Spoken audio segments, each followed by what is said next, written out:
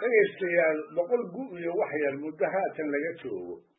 dhulka soomaalidu wuxuu u badnaa qaybo shareer ah oo reer miyiga iyo xoolahoodu ay ku kala lumaan marmarna waalidka iyo warasada yaryari ay ku kala ambadaan taasna waxaa laga dheehan karaa suugaanta iyo qoraallada waayadaas ku abtirsada waxaa aad u yaraa meelaha lamadegaanka lagu suurayn karo haddiiba ay jireenna waxay ku ekaayeen dhulka deexda ah ee badweynta hindiya iyo badyarada cadmeed u tusan amaba ku aadan luigi roberti brichetti wuxuu ahaa dalmarayn talyaani ah oo qaybtii dambe ee qarnigii 19aad ku sodcaali jiray dhulalka ummadaha geeska afrika qaarkood oo ay soomaalidu ku jirto wuxuu ahaa dalmaraynkii keli ahaa ee ka gees koonfur iyo waqooyi xeebaha soomaalida iyo miyigeedaba isaga tallaabay wixii uu ku arkayna qalinka la gaaray intaa ka sokow isaga iyo ku alihiisa brichetti waa ninkii sheegtay inuu ahaa qofkii ugu horreeyey oo magaca soomaaliya dalka u bixiyey iyada oo markaa ka hor loo yaqiin oo keliya dhulka soomaalida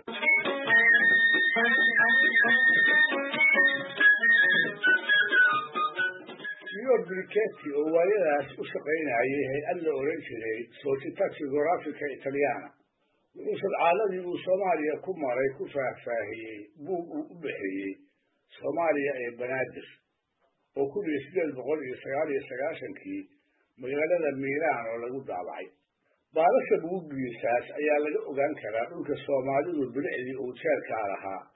siduu u dhiraysnaa iyo siday ugu yaraayeen meelaha diiran oo xoolaha iyo dadka wataa ay sahal ku mari karaan isaga oo la dhacsan ayuu tilmaamayaa dhul dhirta sare iyo tan hoosaba ay muuska tahay oo markii uu kayn ka baxaba ay mid kale hortiisa ka muuqanaysay waxaa ka daraa iyaga oo raxan ah duurjoogta iyo dugaaguba siday ugu badnaayeen dhulkii uu socodka ku maraayey sida cawsha deerada dabataagta gorayada biciidka libaaxa wiisha shabeelka yeyda haramcadka iyo maroodiga haddaad rumaysan karayso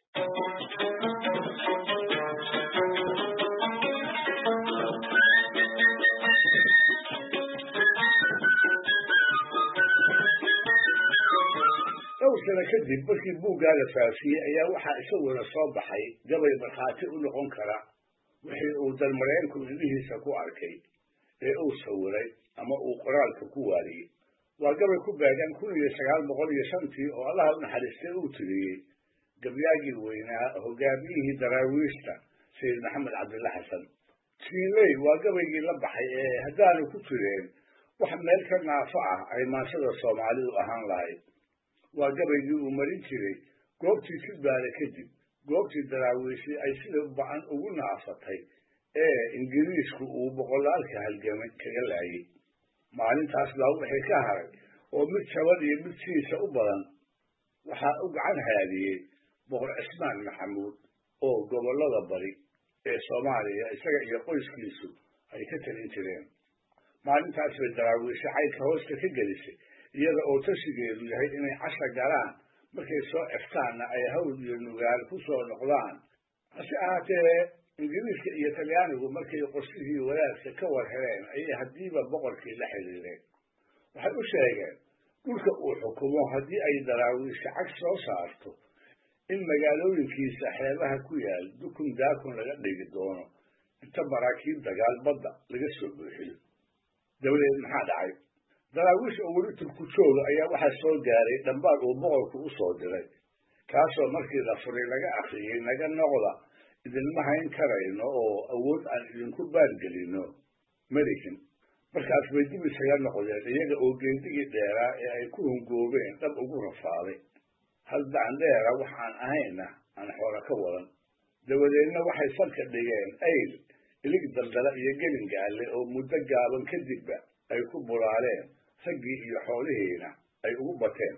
markuu ka soo yaro kabtay goobtii Jilbaale iyo sulcaalkii dheeraa ee xigay ayaa sayidku tiriyey jiiley gabaygiisan la baxay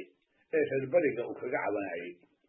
taa ka sokowse waa gabay xambaarsan qiimo suugaayeed oo madhaafaana sidaan meel hore ku soo xusayna waxaa markhaati looga dhigan karaa dhulka soomaalida ee hadda lama degaanka ku sii socdaay siduu waayadaa u dhaqnaa noolihii ku dul abuuraana uu ugu barwaaqaysnaa bal ila eeg haddaba tuducyadan tirada yar ee gabyaagu uu ku tilmaamayo dhulkii isaga oo qaxa uu berigaas ku dhex sadcaalay iyo dhirtii kala jaadka ahayd ee kob laga maraa ay yarayd bal u fiirso dugaaggii marba ka soo horbaxayey ee cabsiduu ka qabay aawadeed uu tallaabadee la qaadi kari waayey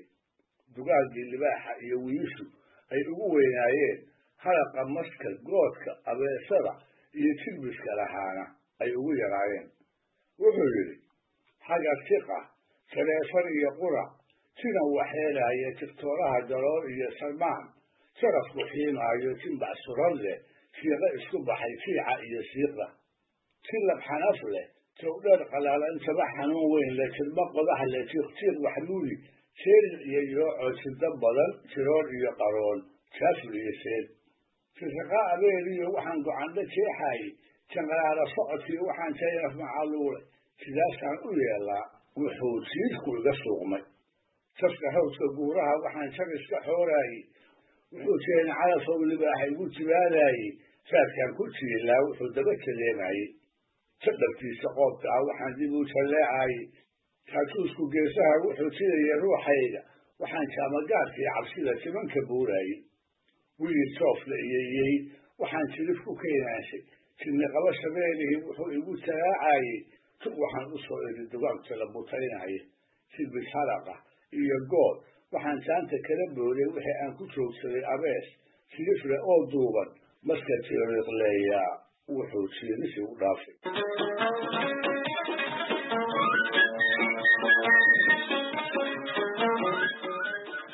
hawkarkii uu socaalkii bari ka mutay wuxuu ka cawdo oo ka cataababa tuducyada gabagabada ah qaarkood ayuu ku garowsanayaa dhibihii la soo gudboonaaday inay ahaayeen tan iyo waa hore wax looxa maqaadiirta ugu xariiqnaa inkastoo isla markaasna uu sababteeda boqolka u saarinayo wuxuu yidhi waxaan sii dhowaa beri kacoo jarabsadoo luulay tilmaadada aroortii waxaan tuhul madoobaaday waxaan dhagaha jawgii ka baxay jibidhow moodaayey haddaan boqor jawaab iiga iman uma jaldhaabeene jidkuu ima xanuuneen hadduu joog ileeyahaye jeclaantaan u qabay baa u tegitaanka badihii